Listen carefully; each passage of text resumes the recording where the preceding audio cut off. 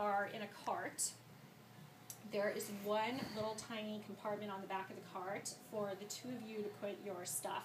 So I typically I love big handbags. So I always take a smaller tote when I go golfing so that my poor husband doesn't have to, just share my bag with me. So you want to make sure that you're sort of respectful with your partner on how much space you take up in the back. So take a smaller tote bag. And then I usually take a coin purse that has my ID, my mints, my lip gloss, and my cash for the beverage cart and for the 19th hole, so that it's not my whole wallet and it's not everything, but it's sort of compact. So, and especially if you are walking, everything needs to fit in your bag. So you want to make sure that you pack light enough that you're not pulling a ton. And if you are playing where you have a caddy, you really want to make sure that you're playing light so that the poor guy, is not going to be carrying your stuff and your partner's stuff in all the way the whole 18 holes.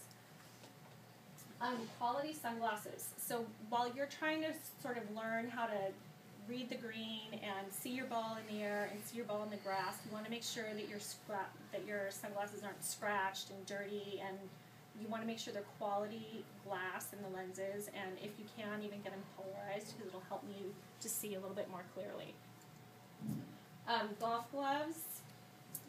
I always pack actually extra golf gloves in my bag because one, I think they're cute, but two, as I'm playing my 18 holes, if the golf glove starts to get really loose, it actually affects my grip. So I always keep a second glove so that I can change my glove if it starts to get too loose, so that my grip doesn't get screwed up as a result. I've also been stuck in the rain and nobody else had extra golf gloves, but I had extra golf gloves, so I was passing them out to my foursome and they were all grateful. So it's always nice to have an extra glove or two.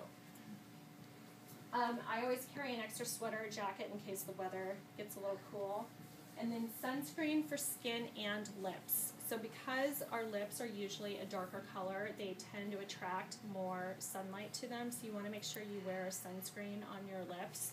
So I usually wear one underneath my lip gloss, and then I'm good to go. And then I always take sunscreen with me. So Neutrogena makes a really great spray-on one, so you can do it throughout the turn, and then it even sprays upside down, so you can sort of get your back. And it's really inexpensive, and you don't even really have to take off your gloves. So it's always a good option. And then a ball marker. So Amanda talked a little bit about what a ball marker is, and there are tons out there right now that are super cute. So they've got crystals on them, and you can get them with your initial, you can get them with your zodiac sign, like you can do all sorts of things. So they're really cute, so you want to make sure you always have a ball marker. And then last but not least is you want to make sure that you're a little organized. So as Amanda was talking about, pace of play is really important, and as you're learning, you want to make sure that you're organized and ready to go.